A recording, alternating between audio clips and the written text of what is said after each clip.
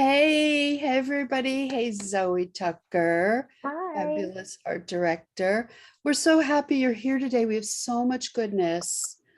First of all, I just want to say who I am. I'm Lilla Rogers. I'm an art agent. I have almost 50 artists that my agency represents, and I'm co-founder and teacher of All the Make Art That Sells courses. And I primarily take on artists almost exclusively from students I find in my courses. Let me introduce Zoë Tucker in England. She's my brilliant and fun and smart co-teacher, art director, and author. She's an art director, as I said, and for all the major publishers, author of 6 children's books. She's got over 20 years experience and has worked on quite literally hundreds of books, from baby books right up to young adult. But her main passion is for picture books and narrative storytelling.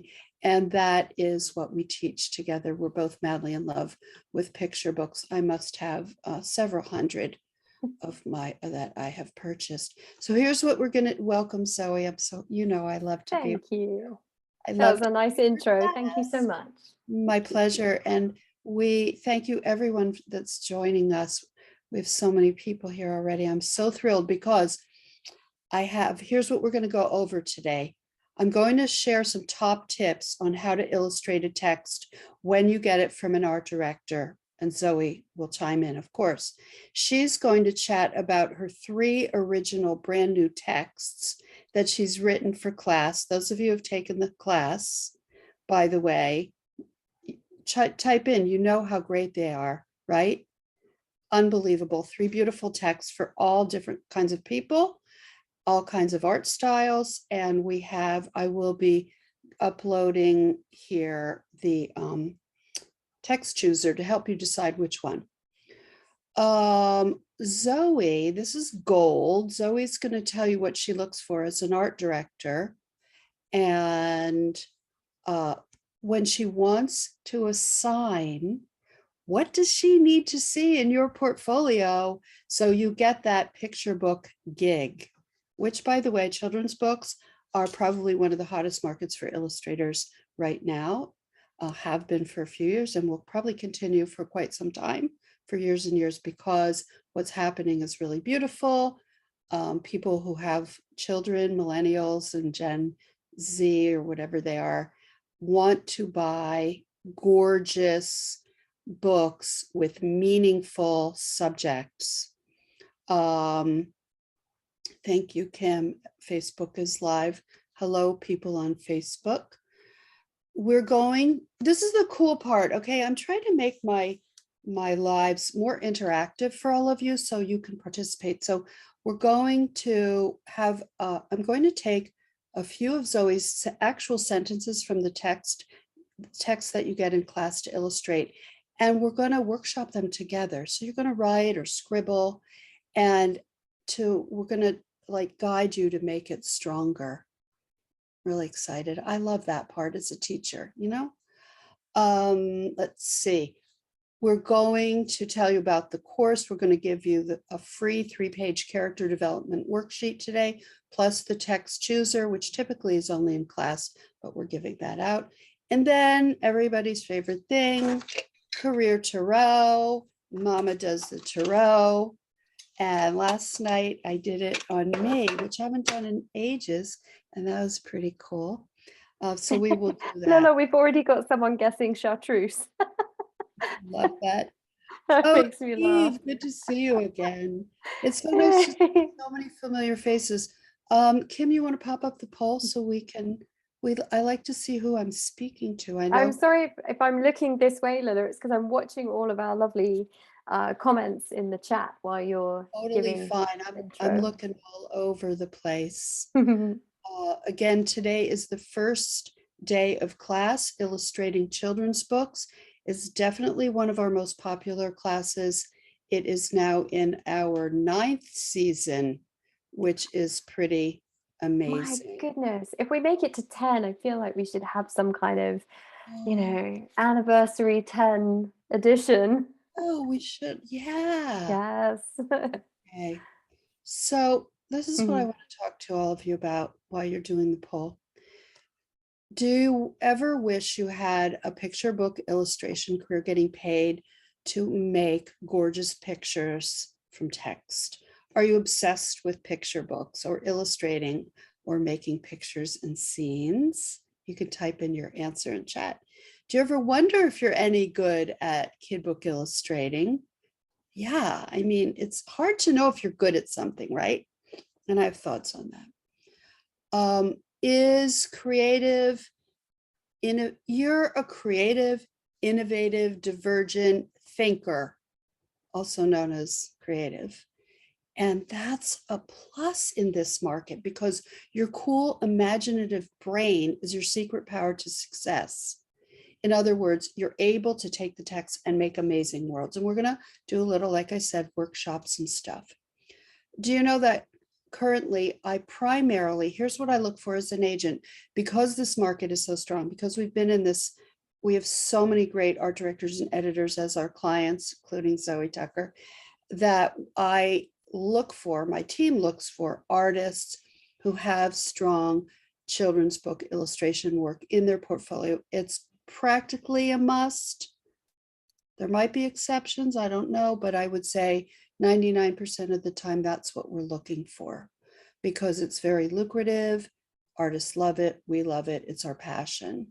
It's very resilient right now as well, you know, when Meaning, meaning like in times of uncertainty, you know, mm, there's a lot of flux around the world.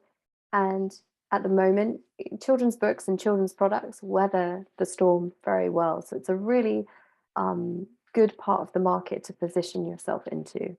People tend to buy for their kids before they buy for themselves. So it's a really good place to be.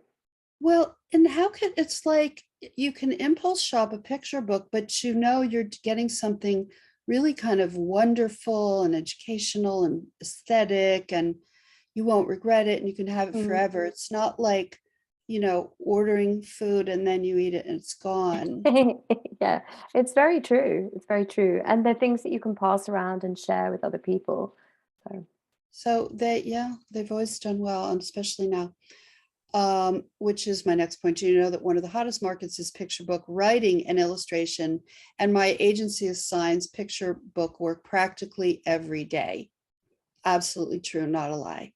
And if you like this too, then the picture book writing class, which I'm also obsessed with, is in October. Totally sign up. I'm sorry, but it's so good like this, like it's this. good fun, isn't it? And it's different to what we do in this class. Yeah. Don't you think? Well, I'm becoming very obsessed with writing. Yeah. Yeah, it Okay. feels different. Top tips. Your job is as an artist. These are top tips. You can take notes. Got 4 tips on what you need to do to get illustration gig, a children's book illustration gig, or once you have it, what you want. So your job as an artist is to bring the text to life. Do you want to explain that, Zoe? Yeah, when you're commissioned as a picture book artist, you're just literally given a manuscript like what you will receive in class, and you have to bring it to life on 12 or 15 spreads of a book. So there's a different type of skill to your character design. When we see animation, they're moving characters across a page. When we're looking at a picture book, you still have to bring that life and energy into your characters, but they are still images on the page. So one of the things we talk about in the class is how to get that life and energy into your characters and to make them really expressive and emotive so that the child, when they're reading the book, connects with the character and sees themselves in the character. Totally true. The character is key. You're going to use your imagination, your vision, and your art style and your level of ability. Some illustrated books are more simple in drawing ability, but still have wonderful style, point of view, and so forth. You're going to use your skills to illustrate scenes, your own worlds, the character, little details on the page that make it fun to look at, fun to read. And then, of course, expressions and poses. And Zoë has taught us expressions and poses. I'm writing that down here too. Over and over and over is key. Do you want to explain what's the big what? Can't you just have the person be there and the text says, they are No, because you want to believe in the character, and the only way you're going to believe in your character is if they are doing something believable. So in the class, Lilla, we do get students to move their characters across the page. And when I'm looking at portfolios, one of the main things I'm looking for is that ability to animate and move your character across the page. I literally mean, can you make your character run, skip, cartwheel? Can they bend down, pick something up, pull something out the ground, reach up tall, on tiptoes? So we talk about ways to make the figure do that. And it doesn't matter if your character is an animal or a human or a thing, we still need to put that energy and movement into it. You read my mind because I was going to say, but Lilla, what if I can't draw people? Well, one of the stories is an animal, which you have a much easier time drawing, because if the proportions are off, it doesn't really matter as much as like a kid in a face. Or you'll draw a thing. We have a fun thing this week. This course. We have a really fun one. I'm so excited for this one. So creative. Okay, that was number 2. Use your imagination and vision to come up with an amazing, really beautiful or interesting or funny scene, character, details on the page, expressions and poses. Number 3, tip. And this is what I did when I was an illustrator, when I'd get a manuscript. As you read the text from the client, your editor or art director, as you read the manuscript, which is just black text double spaced on a page, become aware of what you're picturing. It's obvious, but really tune in and learn to see what you're seeing and scribble or jot notes. Zoë, you want to speak to that? Yeah, that's such a great tip. I mean, I know that when we share notes between you and I, you're a very, very visual responder. So Lilla will often send me photographs of things back with notes handwritten on. And I think it's just such a good practice to get into. I always have a notebook open or a sketchbook open on my desk. I have one right now. Anything that pops into my mind, I note it down as quick as possible.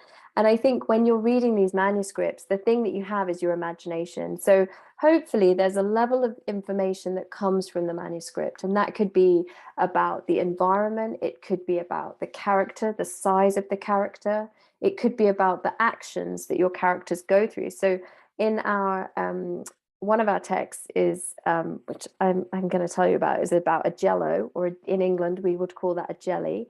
And I had really great fun because you're going to have to make your jello go to swim class and dance and go to the theatre. So when you're reading your text, you've got to think, can my character do all of these actions that the text is demanding of me? Can I make my character point their arms up in the air to dive into a pool?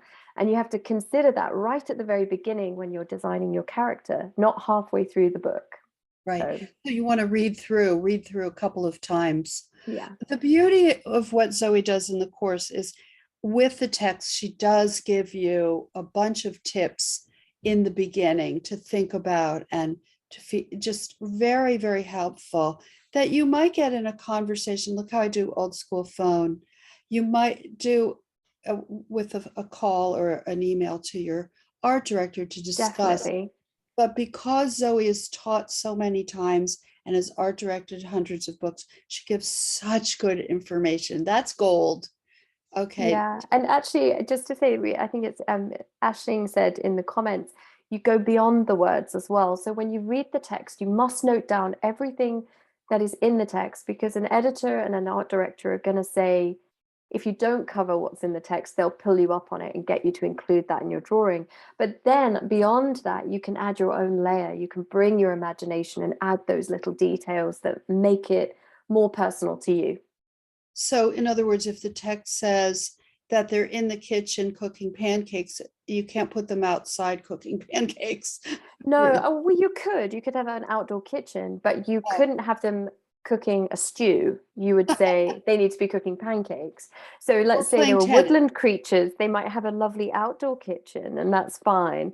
So you can read between the lines, but the action of what they're doing has to be accurate. So Yeah, that's great. Okay, number 4, then work it. So you've scribbled down ideas. Okay, was number 3. Number 4, work it. Let's say it takes place in the anteater's bedroom, not just any bedroom, but what kind of bedroom? Like Zoe just said, could be an outdoor kitchen. What does the main character have on the walls in the bedroom? So right now, just riff out in the chat. What I kind mean, of is the bedroom, is the house, is it a human house and the anteater lives in it, or do they live in an ant hill and it's a rounded kind of more organic shape? You know, what is the house like as well? What is their and world? yeah, it's totally true. Are they anthropomorphized? So they are more like, is it like more like a kid's? Aisling wrote rainbows on the wall. Maybe the kid is very LGBTQ, identifies as queer, and has like rainbow stuff and posters on their wall. You know, whatever. In this case, you can make up anything. Now, when you get the story, that might not be the case. So there you go. So nice to see so many familiar faces, by the way. So now I have questions for Zoe. Okay, and then we're going to workshop one of the lines from her text right here and now to give you practice because I'm getting ready for my questions. Can you tell? yeah, okay. Okay. I'm ready. Because more and more of these, free Zooms before class is I thought, I love the teaching part of it. So I want to give you tips and I also want to give you workshopping time. Like get something from it, whether you sign up or not. Of course, I hope you do because we love to teach it, but it's up to you. So first, Zoe, here's what I want to ask you. What do you, as a hotshot art director, she's British, so she hates when I do that stuff. What do you look for in artists' work? What should they show you in their portfolio or picture book pitch to get a kid book illustration gig? Well, And if you have any examples to hold up, that's cool too. Well, I know that Greg is on the chat, and I feel like, Greg, you should know these answers straight up. So I'm expecting you to get them. Number 1 is very good characters, which we've just talked about, really. Characters that move and that animate and have lots of emotion when I look at them. So, and when I say that, you want to show that range and that variation. So when you're drawing your character, you're going to get a moment where you draw a character that you love and you think, that's it, that's brilliant, and you leave it there. I want you to get that character and then take it further. Show that character happy and sad, surprised, laughing, sneaky, all these different emotions that children will express. And the reason we do that is because when a child reads the picture book, they need to identify that emotion in the character and feel connection with the emotion. So that's the number 1 thing. The second thing, Lilla, I would say is really imaginative characters and worlds. I brought along an example, which I probably have shown in class before. I did this book a couple of years ago. This book is Cannonball Coralie, and it's illustrated by Grace Easton. But to give you an idea of how you can mix things up with your characters, I'm just going to show you this piece. I just love these characters. They're quirky. She mixes people and animals together, and it just is like, well, it's like a carnival and a riot of fun, and I love it.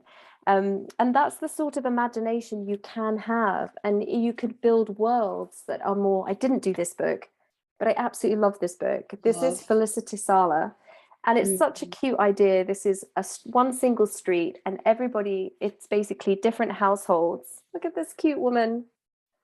And each one tells you a little bit about the person, and then there's a recipe. So you can make these different foods, and they're from different people around the world. But bringing environments to life and making them places that you want to be in, places you want to escape to, that's a really important part of picture book design. And finally, everyone in the chat can tell me if Greg's got this right.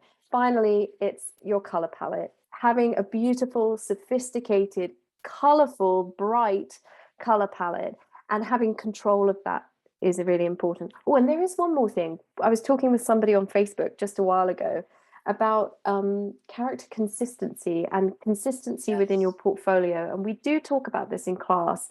It comes up in our material that we give you each week, but it also comes up in the conversations Lilla and I have. And that's about when I look at an artist's portfolio, I really need to know that what I see is what I'm going to get.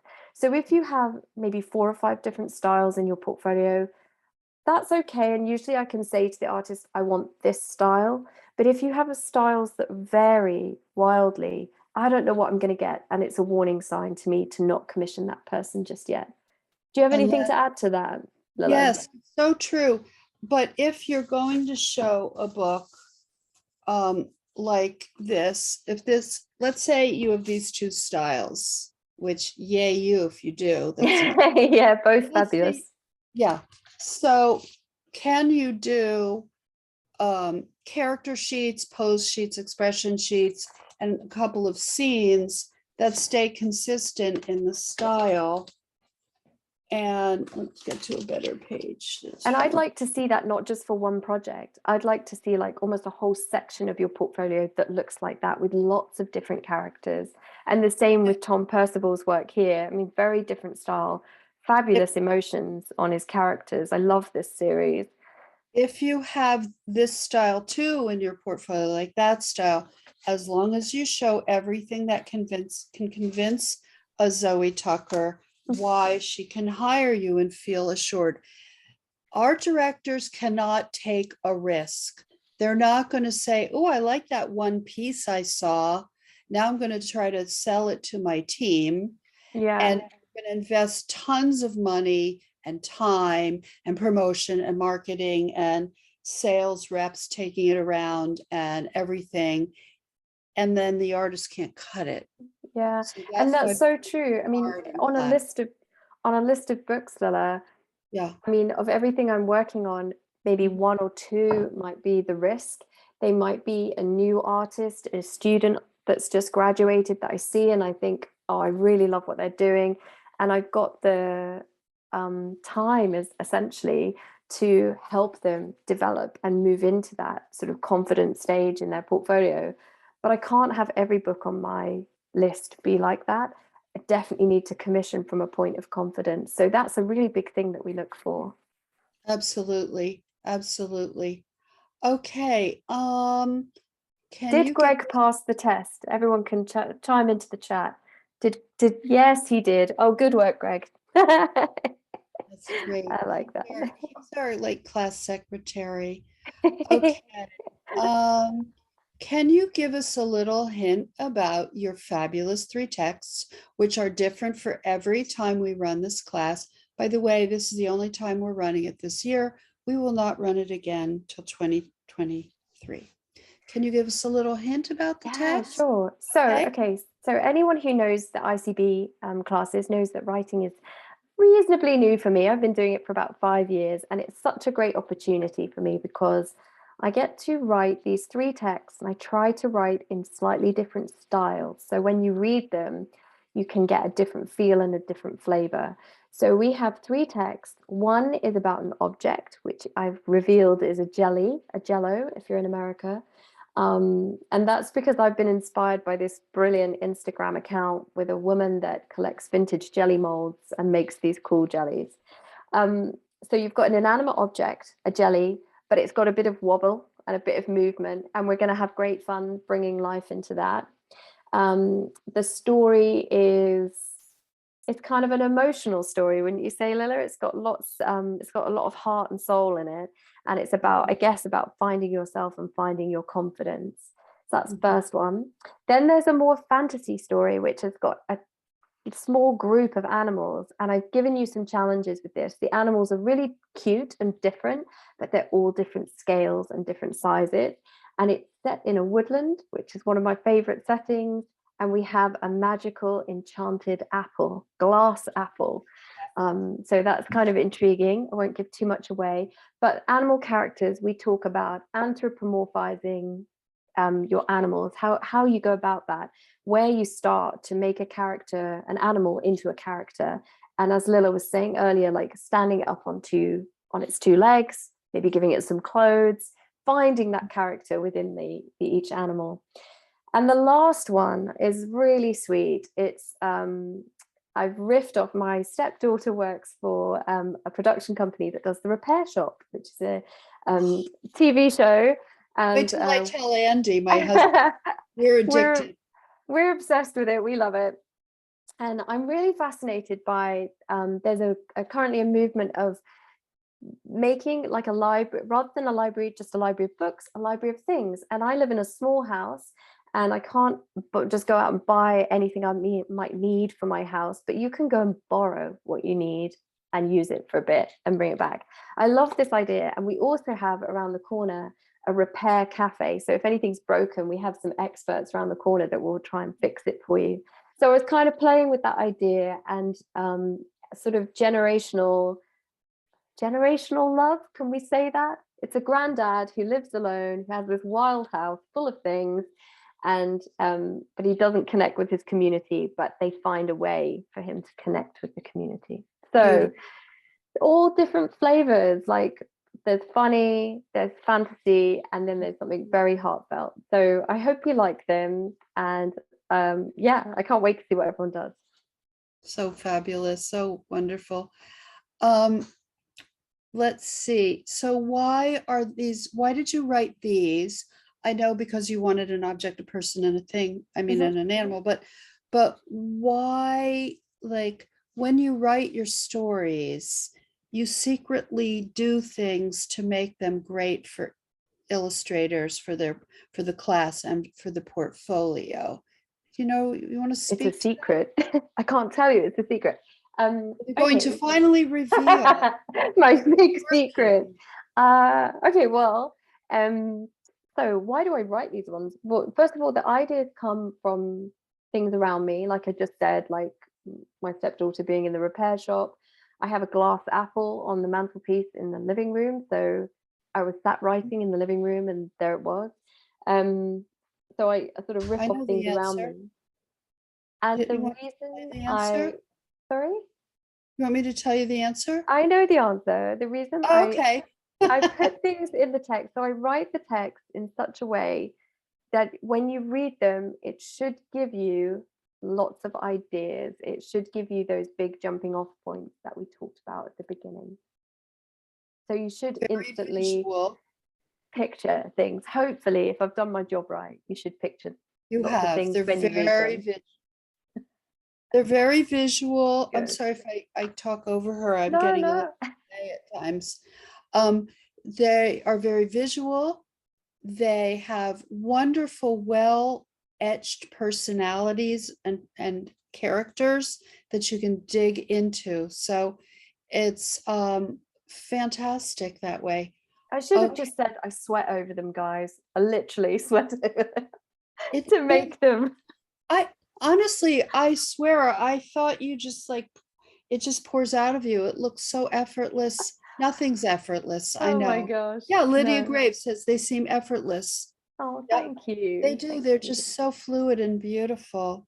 Well, it started, I was just telling somebody, like, way back when, in the old days when we started, which was like, I don't know, 6 years ago or something, I used texts like folk tales and things like that, which were common. People often said, take a fairy tale and and just redo it for your portfolio. So we did that, and I try to find interesting oddball ones.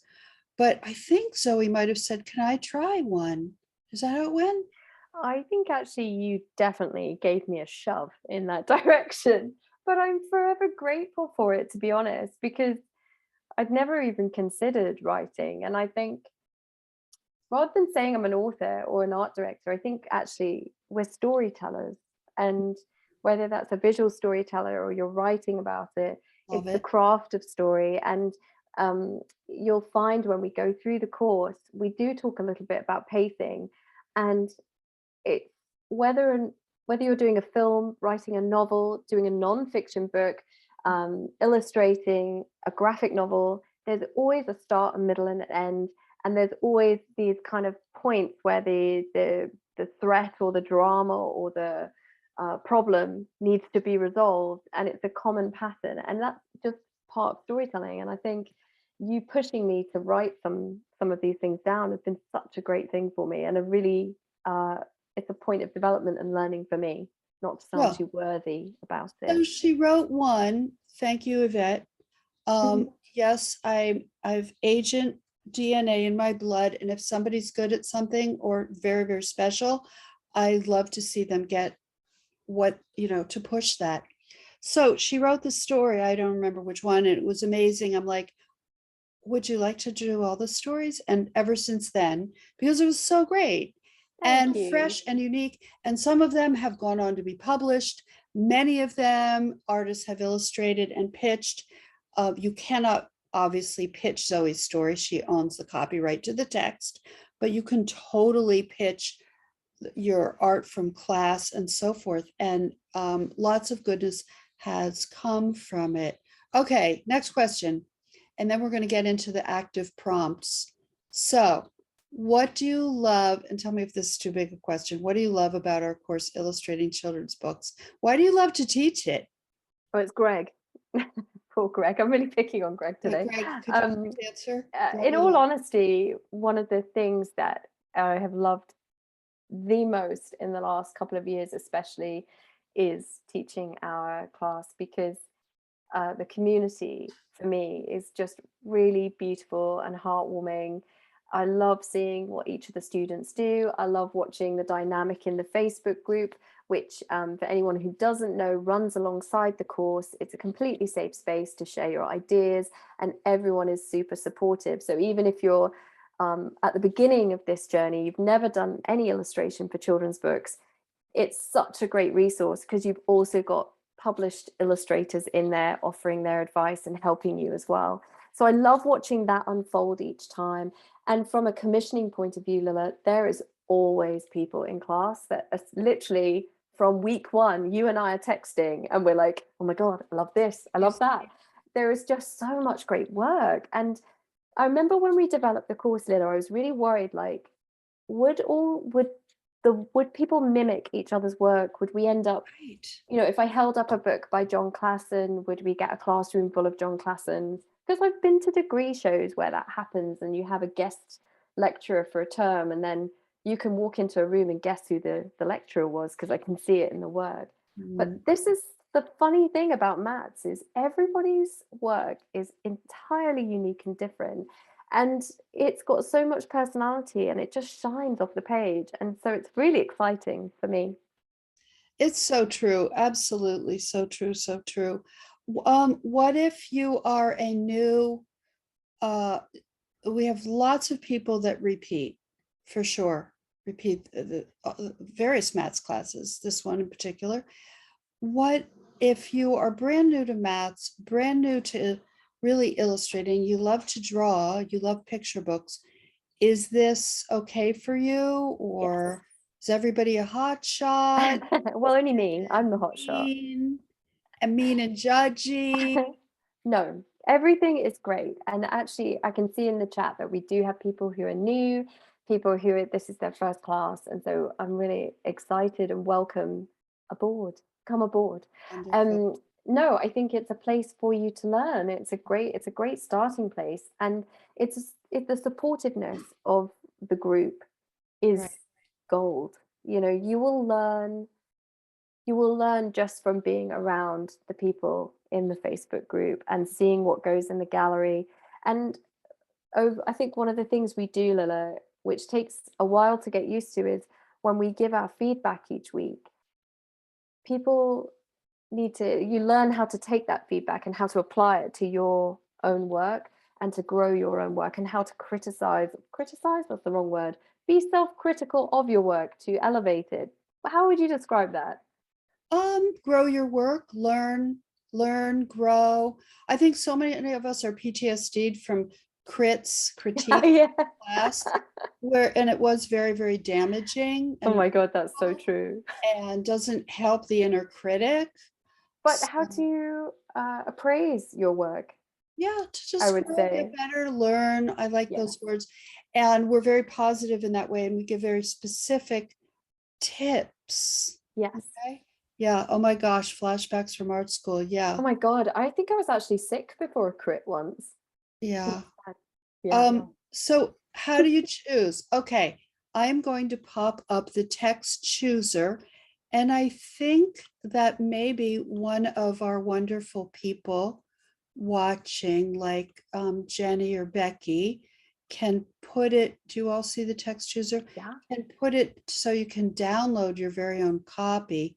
So we're not going to go over this, but what I'm showing you is, so when the first year we wrote, we wrote the course together.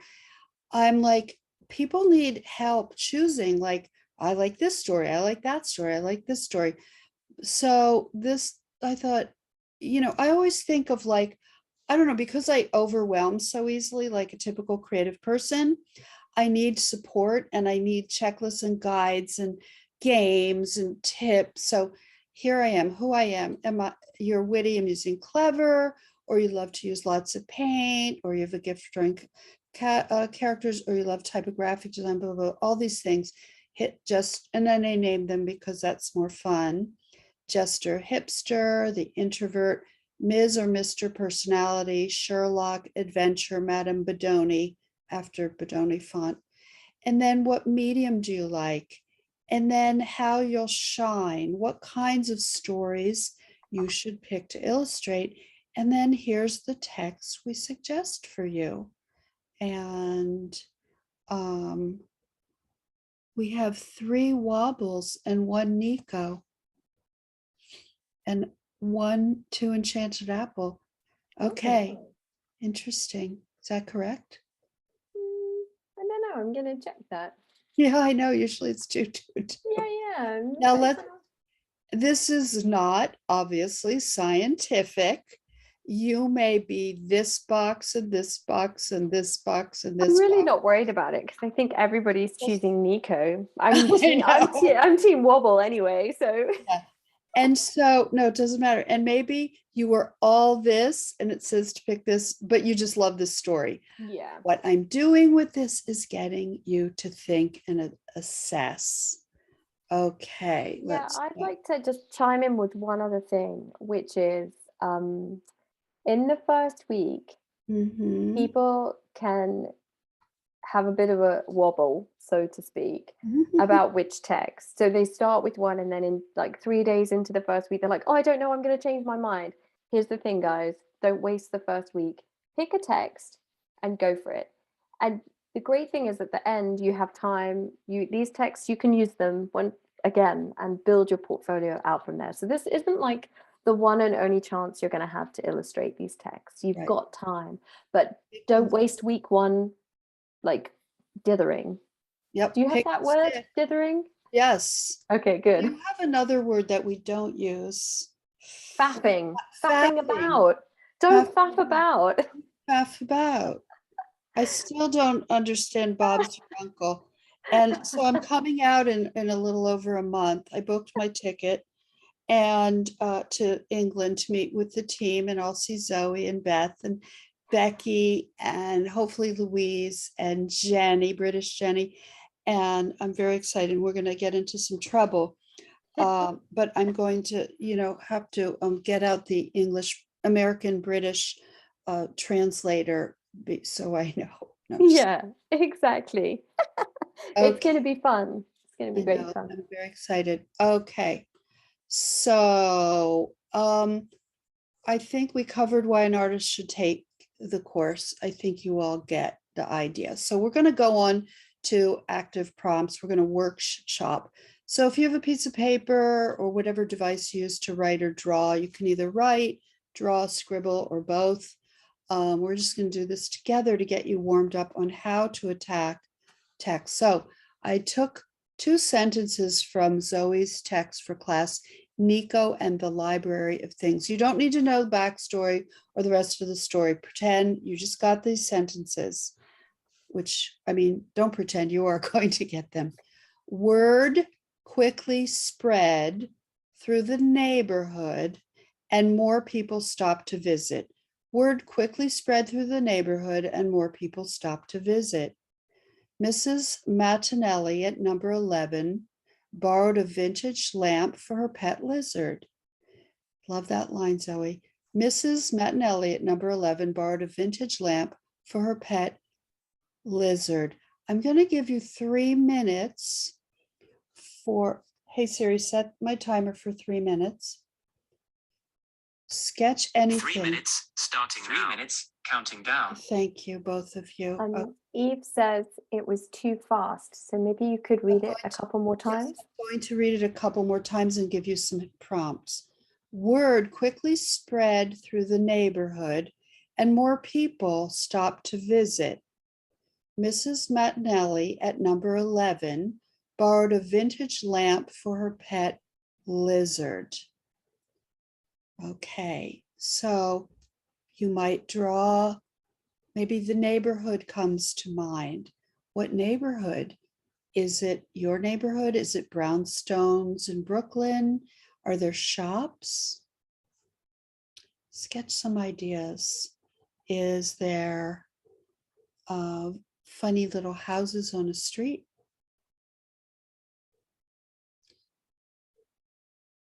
Think about Mrs. Martinelli. Does she look like a classic older lady? That's okay, but maybe that's expected. Could she be like, I'm 67. Could she look like me? You know, what kind of lady does she look like? Is she eccentric? What is she?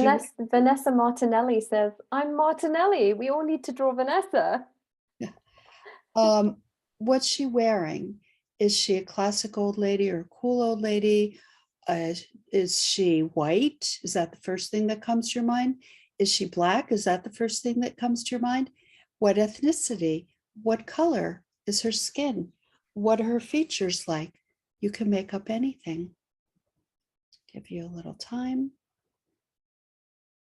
She's an owl, says Navya. She is so Brooklyn, says Greg. Okay, the vintage lamp. I love this sentence. She's borrowing a vintage lamp for her pet lizard. That's insane. Love. So vintage lamp.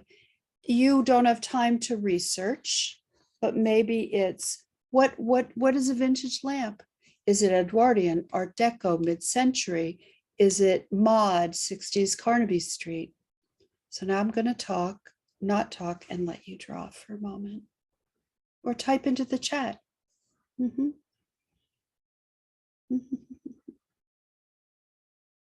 then we'll read some.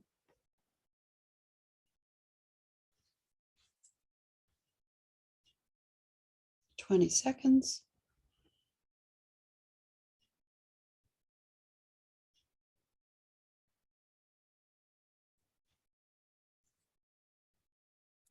She definitely wears bobbles.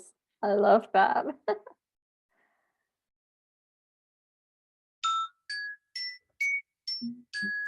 Okay. How did you do? Type in what you did. Oh my gosh, the lamp is magical. The lizard is huge like Godzilla, and the lamp is to help the lizard come back to size. Brilliant. Read some more, Zoe. She is a lady with Baroque costumes, a shock of bright red hair and a stylish bob. I'm 100% picturing one of those stained glass lamps, colors and textures. I'm picturing a lamp and an old lady that looks a bit like a man. Nice. Oh, the lizard needs a night lamp to read his books. I love this. You guys could just make a whole story about Mrs. Martinelli with her lizard. Tracksuit with big nails. Baseball cap. Yeah, thank you. That's great.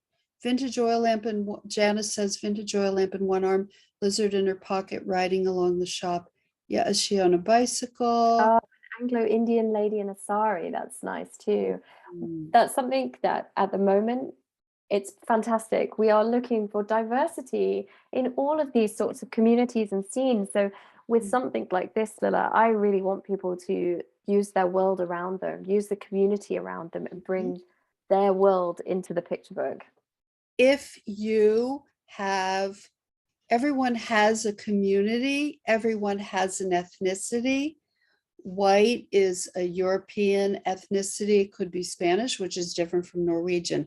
So don't think there's just, others are an ethnic culture. We all are. However, you can do any ethnicity, any culture that you want. It's not cultural appropriation.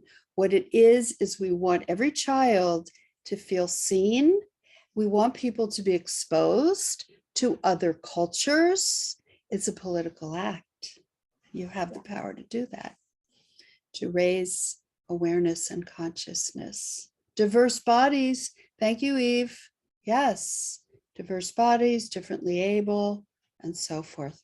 Okay, so before, did I tell you I'm going to give away a free class? I don't think I said that in the beginning.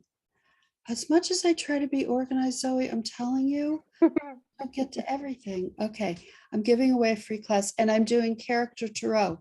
Did I say that in the Oh, beginning? you did say that, yes, but we Okay. didn't mention the giveaway. So I that's didn't. exciting. Okay. Yeah. So what I'm going to do is I want to show you a bit more about the class. So here we have the Matt's homepage. How fantastically gorgeous. So in addition to chartreuse, by the way, I do like mustard color. Both this and the Lilla Rogers Studio website are mustard. Okay, so let me just move things over. You may need to move things over to see the screen sharing. What we're going to look at is, so you can get here from down here. You can go to courses, illustrating children's books, and you go here and there's a nice little video with both of us. Here's all the stuff, contents, class schedule, so on and so forth. Your teachers, look at some of this amazing art on a burger right from class. Here's stuff that you'll get, all this goodness. Here's Faye Ford. I loved this piece. Do you remember that one? Oh, yes, yeah. So good. That was so good. This one, Katie Halford, just fabulous. And you see the different styles. This one is more painterly and smushy. This one is more graphic and tight and clean. Oh, look at this kitchen back here. Look at all that info and let's scale.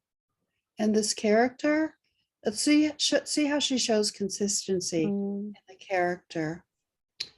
Okay, this wonderful one from Petra. And she shows the cutaway view. Oh God, I love it. This is a cover by Marusha Bell. And then let's see the contents. Let's start at the top. Sorry about that, people, if I'm making you go blind. Pet Problems by Alistair Burt. Look at the expressions. Aww. Just great. You really feel that feeling of the kid and the freaking out of the parents. This one by Katie Mazaika. Different expressions. This one, oh, here she is again. This tells you in a nutshell what's in the course each week. Oh, well, I'll tell you right now. Character, week 1, emotions, poses, environment, and the cover. And by the way, the cover is almost the easiest in some ways because you've drawn so much content. Love this, Kirsty Davison. You've done, many of these have gone on to get picture books and agents, by the way. Catherine Quinn. I think almost all of them. I was just thinking that are published or have agents now. Yeah. And they didn't when they started, to my knowledge.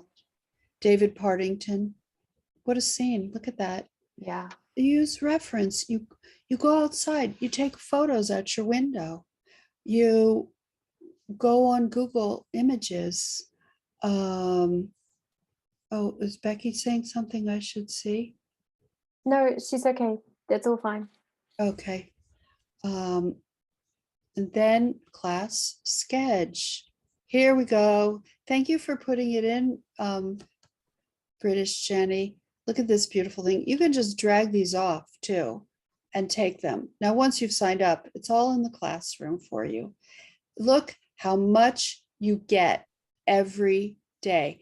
Now, but Lilla, I'm in Tahiti week 3. Fine, there's no internet. That's okay. You have access to the course for like a really long time. I don't know how long, but maybe Becky or Jenny will put it in.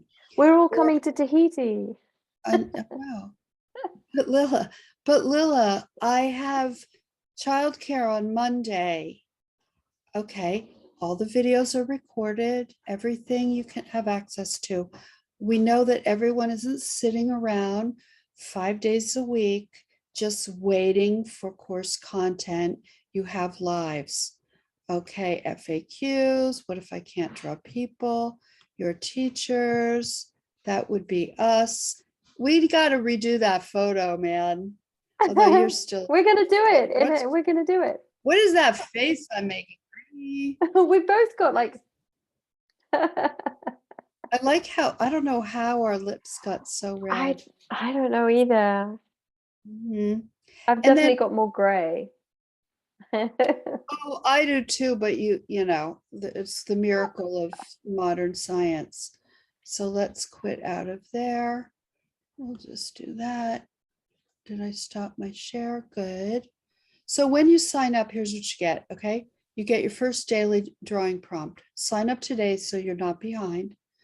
That you get the text chooser, supportive Facebook community. It can take Louise a day to get you in the Facebook group. Please be patient. It's just we're a small team of human beings. You're going to begin to prepare for your assignment on Wednesday. Registration closes on Thursday and will not run again to 2023. Oh, thank you, Lynn. I'm glad to see you here. She has best class ever. We have live reviews every Monday. Zoe and I do a video, we chat with you, and we pick a selection of work, probably around, I don't know, 30 or Yeah. something. And so there are lots of pieces. If you get into that review, it means you are really good. However, because I want to raise the bar, that's why people say, Lilla, you've got the best art coming out of any class we've taken. I think that's true. Mhm. However, we also do random picks of 5 images. So it could be anyone at any level, and it's truly random.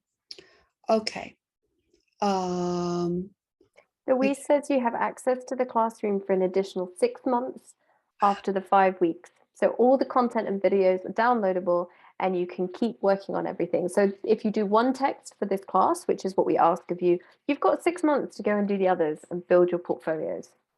British Jenny says, great point. Also, if you don't get picked, it doesn't mean your art is no good. Oh, it's true. Everyone is talented.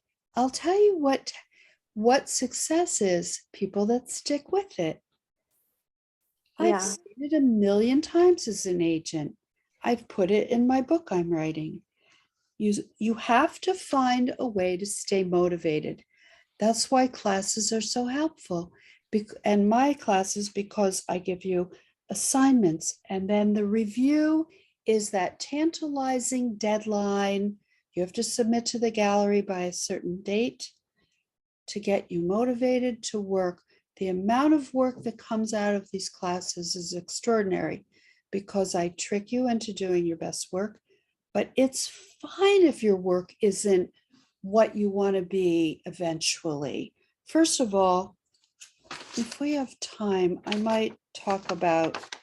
Adam Ming says if I don't get picked, I go and buy a picture book. I love that. Ooh. Click add to cart. I love it. And Build your Adam library. took the class a few times, right, Adam? And then got an agent, which I was really happy for. Of course, I'm always like, oh, damn. Lilla, we didn't really talk about the accountability, but I think that's one of the major success told you points of about doing that. these 5 weeks, isn't it? It's that, like you say, you have a deadline each week. And just to get yourself to that deadline, put some work in, put it into the gallery, and be proud of yourself for making the deadline. Mhm. It definitely helps you keep on track and move your work forward. Absolutely. You know, I always think of what I needed when I was starting out as an illustrator and what worked for me and what didn't work for me. And when I felt sort of adrift and not producing, I would get more negative and discouraged. Uh, and it's just important to know you want a situation that's going to get you to be inspired to learn a lot and to produce work. Yeah. Thank you, Amy. Finds the structure so helpful. Yeah, I put a ton of thought into the structure of all the classes. Okay, I'm going to read a testimonial.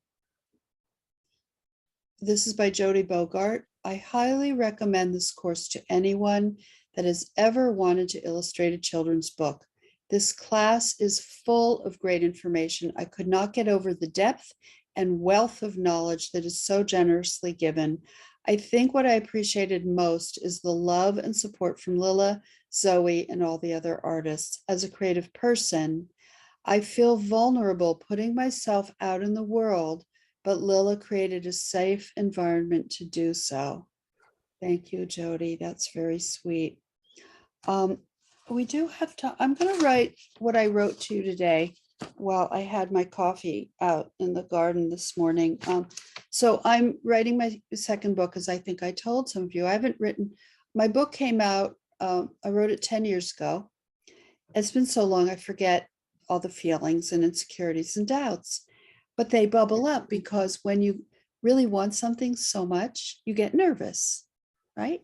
You get scared. Is it good enough and all that?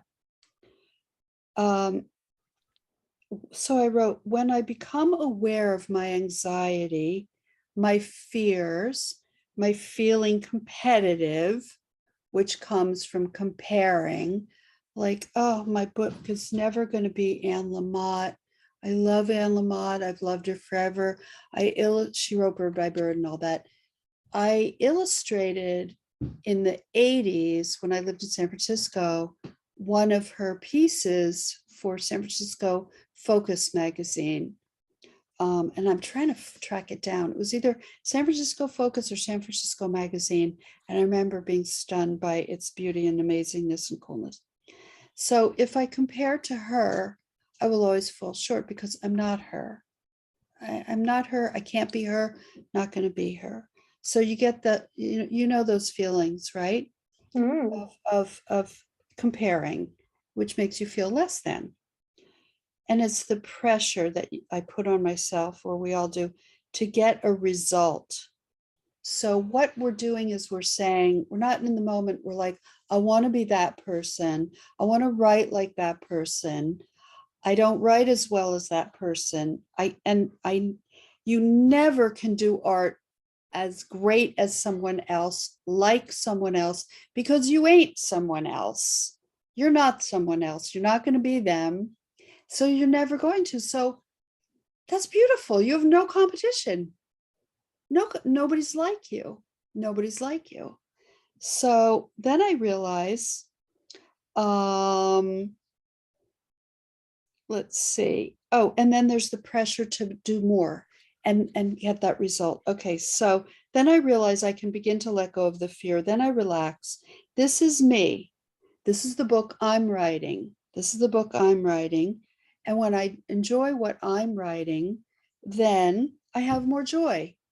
And we know, as I always say, people buy your joy, peeps buy your joy. And what I also put in my journal was, I continued this later in my journal. Oh no, I woke up this morning and wrote on Post-its. I asked for some like guidance from my guides because that's how I operate. For my multi-million-dollar businesses, true fact, I do consult the universe. So it was like, what did they say after that buildup? They said, you you write the book you're going to write, and it will find its way out there. You write what you want to write, and it will find its way. So you do the art you want to do, and it will find where it should be. Mm. It's amazing. And if it's not, you know, like a Caldecott winning top, maybe not this time, but maybe it's getting there and it's what it should be. You can't skip steps. You know, when I was an illustrator, I look back at my early work. I can't believe anyone hired me, you know, but that was the best I could do at that time. And I'm writing the book that that's the best I can do at this point in time.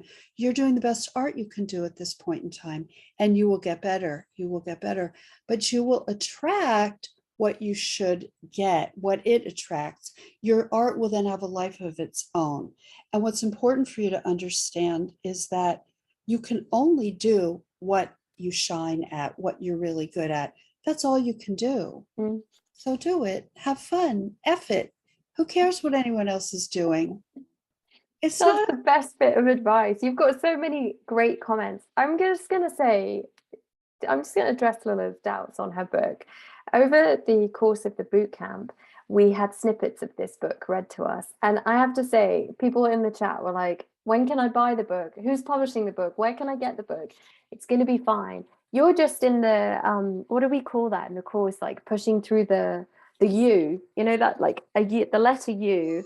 And you start at the top of an idea and you're like, oh, it's great. I love it. I can't wait to do it. And then you start working on it. You get to the bottom. You're like, oh, God, it's awful. I can't do it. I can't do it. Well, And then you stick with it and it comes back up again. And it's sometimes the creative development is crunchy and difficult and messy, but you kind of have to stay and for the ride and it comes up at the end. I promise you, everyone. and I go through the U like as I'm writing too. Yeah. Big U's, little U's. But what happened was I wrote every single day from February 17th to mid-April. And then I did a whole bunch of, I had my residency with my artists, which I'm still having, reading all their texts, which I love, 14 of my artists. And then also I'm writing boot camp, which I'm offering in late summer and fall, and then getting ready for this course and all that. So I didn't do any writing. And the more I got away from it, the more I forgot, like, I don't know, what did I write even? Is it any good? So you don't want to get away too long from your work. The more you produce, the more you keep that energy. Okay. So we're ready for Career Tarot and giving away a free class. What should we do first? Career Tarot and then give the free class? Yeah. What? Yeah, sorry, I know I'm just like, there's so much going on in the chat. And then I've got a few questions as well on the Oh, side. okay. Yeah. Read some stuff. I've got a couple of questions I could do. Stephanie Yeah. Bottel says, is it a downside to only have animals in our portfolio, or is it necessary to have people and animals? Here's the thing, if you can do people and animals equally well, you're like gold in children's publishing. And so no, you don't have to. You can, maybe you're someone who doesn't really enjoy drawing animals, but you love people. But if you can do both, you're adding to your strength and it just makes your portfolio that much better. So if you are somebody who has never done the class before, I would say go with your natural instinct and choose animals. If you're somebody who's done this class before and you've always done animal text, challenge yourself and do the people or the object. Push yourself to build that portfolio out. This is the space to do it in. Well put. Beautiful. And thank you for your kind words about my book, Zoe. Yes. Oh my God, are you kidding me? And there's so much love in the chat, Lilla. You just couldn't see it because you were chatting. There's a lot of love for what you're saying. So Kat says, I feel like my style is continuously evolving as I'm learning. Is it okay if there is a small variation in style between pieces in my portfolio? Yes, there is. And I think if you yourself feel that you're still evolving, that's great, because art isn't like a static thing. Your journey and career as an artist is going to constantly evolve and constantly develop. And with time, the way you draw your characters and the way you populate your portfolio, whether you use gouache or you use digital, that personality and style that is yours, Kat, will come through in your portfolio. Lots of practice and lots of being vigilant to keeping your personality in your work, and it should come clear. Lilla, do you have anything to add to that? I think it's normal and natural, and I would hope that you have different styles and mediums in the beginning, that you don't hone in like instantly. At some point you will hone. And what I found is, so before digital, I worked in pastel, oil paint, black ink and brush line, etc., lettering, whatever. And I'm like, this is crazy. And I remember, who was it? Who was the head of the illustration department at SVA? That the man, who knows? Let's see, somebody can put it in. Do we have some old timer New Yorker like me? He came to my school. I was at San Francisco Academy of Art. And afterwards, after his lecture, I showed him my stuff. I said, do I have too many styles? He said, and mediums. He said, no, because your style runs through it all.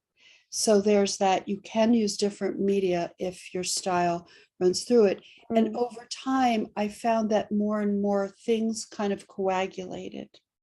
You will come together with your different things. And in a way, the more diversity you have, this will surprise you.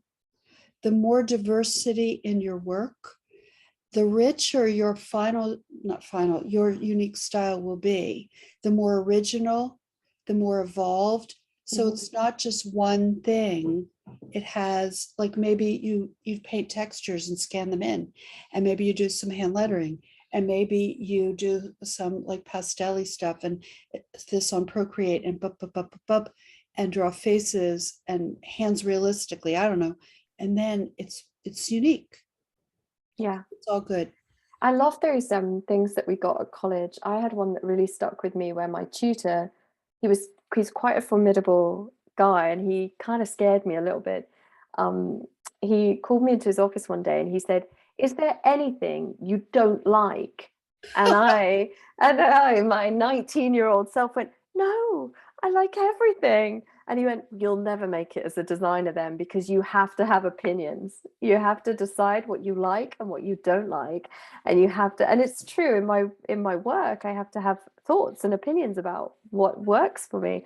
But it was such a moment of like, oh, and now as an older person, I'm like, oh, I get it. I get it now. It's just deciding what my style is, what I'm attracted to. Well, and you can't It's a skip gem. steps. You can't have a strong opinion till you have an opinion, Yeah. and it's a bit of a more aggressive model to just be like, I'm this, when you're 19. You can't be, I'm this. No. I mean, I probably was a bit audacious, but you can only get there when you get there. And some people have a more gentle approach and a softer, more exploratory approach. So it's, you know what, it's all good. Trust me. Yeah. Just keep making art and you will get better. Okay. I love it. Okay, there's a logistics one which I'm going to leave for the team to answer.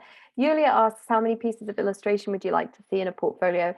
Well, again, how long is a piece of string? Your portfolio is a constant piece of development. So I want to see a good range of characters. So having just one, if you just do one text and that's all you have in your portfolio, that's probably not enough. So that's why you've got all these 3 texts to work from, and you can build your portfolio out. But it's also something you constantly work on and constantly build. And that's why we've had people come back year in and year out to do the class, because they use it as a tool to build their portfolio. So yeah, just keep building. And Tori, I do both. Oh, chime in on that. I'm sorry. Yeah. So go look at websites of art, find a picture book and go like, oh, let me look up that artist and go look at their websites.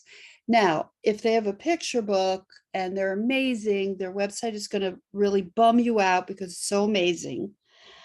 But remember what I said, and they're where they are now, but they weren't always there. Remember, my early work stunk. It's okay. But get a feel for what kinds of things, how many pieces do you need to see when you look at somebody's website to get the flavor. Maybe you don't need to see every page and keep going, but like pretty quickly you will get the flavor and you want to see the top work. Okay. Good advice. Thank Tori you. asks, I do both paintings and illustration. Should these hold separate presences online?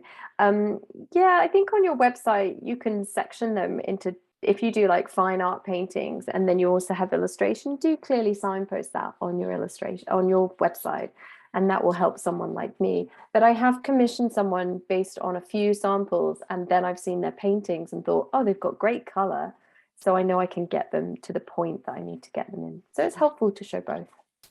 I think you brand your name and you show what you do on your site, and your site can evolve. You can take things down, put things up, add more. Yeah, great. Shall we do your tarot? Yes. Tarot. Well, Eli asks, are there any no-nos for a portfolio? Well, I mean, I would just say for me, it's the consistency. mhm. What would you say? You want to be professional. So everything, if it's about you as an artist, put all kinds of things like that. Don't veer off into something that is like, too many photos of your dog or anything. Have an about page. I look at the home page, then I go right to, if I'm interested, I go to the about page. I want to see if they have an agent, if I'm interested in repping them. Please, by the way, students in class, listen up, please. I do look for artists all the time. And sometimes I'm not looking, but then I see such great work in class. I go in the Facebook group. I want to click on there and go to your Facebook page where I can find the link to your website. Please make it easy to find your website. I would agree with that. I look at both. I primarily, weirdly, use Instagram as a search tool as my first port of call, and then from there go to your website. So do make sure those links work. And there is a really good stream of information on the chat here about what's not appropriate. Thank you, Lydia and Melanie, for your contributions. Or not. I'll let you read those yourselves, but Lilla's absolutely right. Like, it's good to show behind the scenes, show what your studio's like, but really we're there to see your work. So populate your Instagram with great work. Great. Okay, career tarot, and then we'll give away a class. So if you So how does this work? Well, if you would like to, let me just see. Oh, I didn't open that thing. Okay, here we go.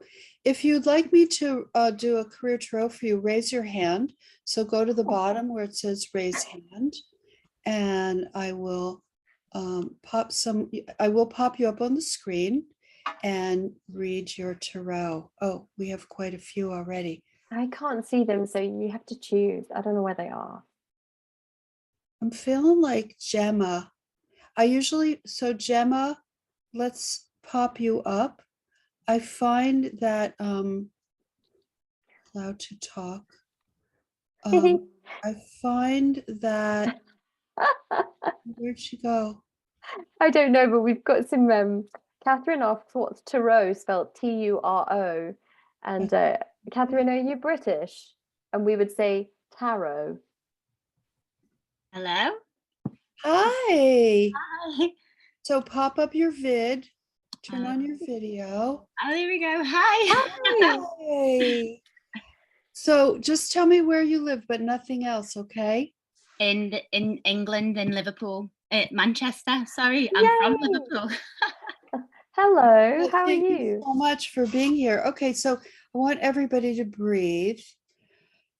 That was such a good session today, and just relax.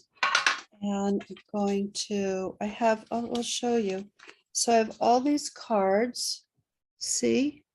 Okay. And I'm gonna just relax and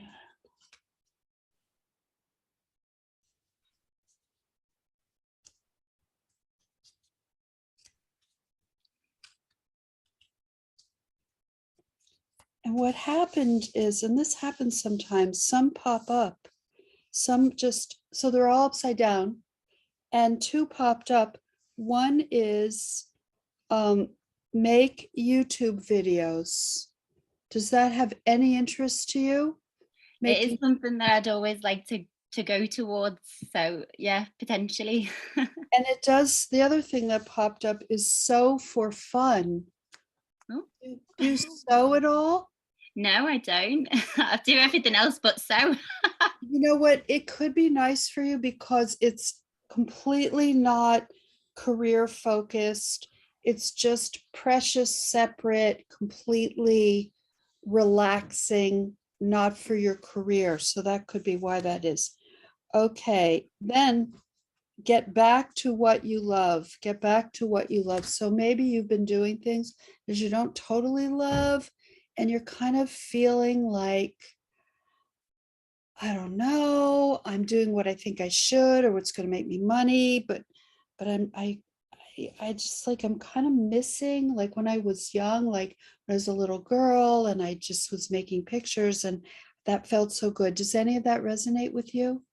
Yeah, I feel like I've gone on the ground running with a lot of things and taken things in a direction that kind of I went with because of, like you said, making a bit of money in that, and I'm trying to get the joy of drawing and that again, and which is why I'm doing this course. Brilliant. That's Good. really good. It's so easy when that, when something like that happens, you find yourself on a road that you didn't kind of quite plan to be on, or you plan to be on it and it's not quite how you imagined it would be.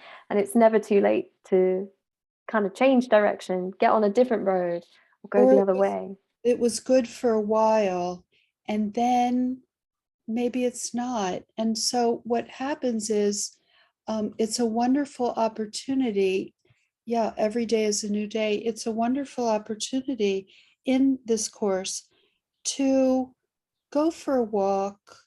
You have a little dog? No, two little kids. Okay, well, I saw these little creatures. So, to maybe go for walks with them or something and just, or alone, do something that like sew a little, I don't know, pot holder, like something easy. That sewing is going to get, and you have to email me if this works for you. Sew something that where you, and this applies to everyone, if you can find something that's not for your career, not for making money, that's just like really, like for me, it's clay, and then, or stained glass, or, beading and jewelry and whatever, all the crafts. Because then you will remember that feeling, Gemma. You'll remember. And when you take this class, play with this class like it's fun. It doesn't matter, just play. Okay. Next card. No, that's no. Write a book. Do you have any interest in writing a book? Yeah, I've written one already. That I've self-published one, and I've got another one that the story is there, and I'm hoping this is going to help me bring it to life a bit more again. A picture Brilliant. book? Yeah, I've self-published a picture book called Ticklish Tooth Monsters, and then I've got another story called Helping Earth that I'm trying to work on now. Nice. That sounds That's great. fantastic. That's wonderful. So it's I'm just making a note.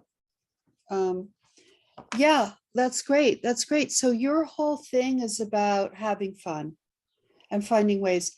In the chat, how can she oh yeah, Eve says, can you write, what's the name of your self-published book so we can, maybe people can buy it, we can promote it.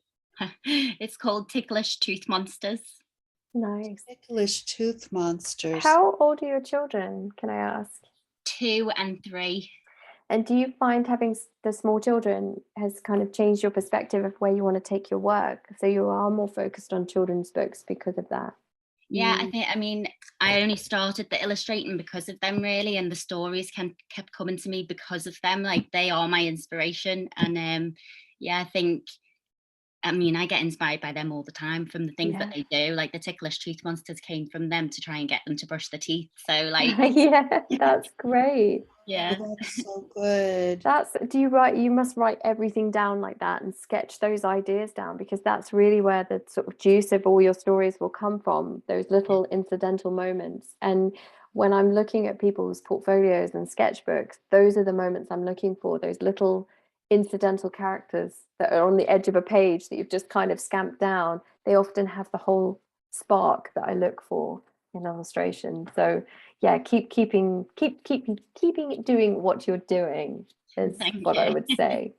Absolutely. Yeah. You're doing lots of great creative stuff. That's great. And what this course is going to do for you is teach you what you need to put in your pitch to sell, to pitch your story that you've written.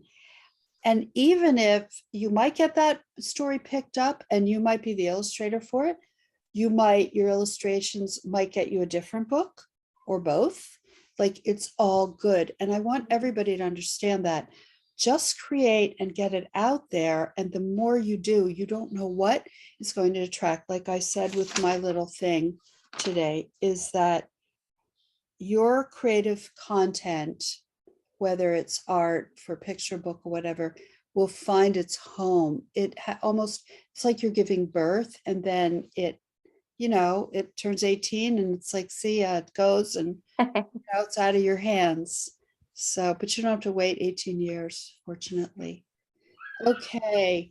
So, well, thank you, Gemma. That was wonderful. I'm so glad I'm going to see you in class. And now I can is this your first maths class? Yeah, it is. Oh, welcome, welcome. Thank You were you so brave much. to raise your hand too. I didn't know what I was raising my hand for, really. That's That's me, brilliant. impulsive. So There you There's a go. lot of love in the chat for your book and your website. So oh, thank that's you. great. We'll go and have a look at that. Yes. Thank Yeah. you, Gemma. It was so nice meeting you. Thank Yes. you. Good. Take care. We'll Take see you care. in class. Take care. And now, that was so wonderful. I want to just have a whole class where that's all I do is career tarot. I really do. I'll talk to Beth when I'm in England. So now we're going to give away ICB to a free lucky Oh, person. nice. Yes. Let me just write something. It is not chartreuse. Let's get out in front. It's No. No, because then, it would be like, not. oh, what did British Jenny say that's brilliant? Just got to She see said, that. I used to teach antenatal classes and told my student if they had a long early labor, then it was often dispiriting, but it was just everything falling into place. So the second part was much quicker. Was that true? Yes. Oh my goodness. I Wait, did not could know you? that about you. I can't. What is antenatal birth? Yeah, it's like your, Childbirth? what would Childbirth? we, yeah. I mean, I don't know why I'm saying yes. I've not had a baby. So it's childbirth class? Yes, That's Jenny any says color yes. issues? No. No. Okay. So here's how it goes.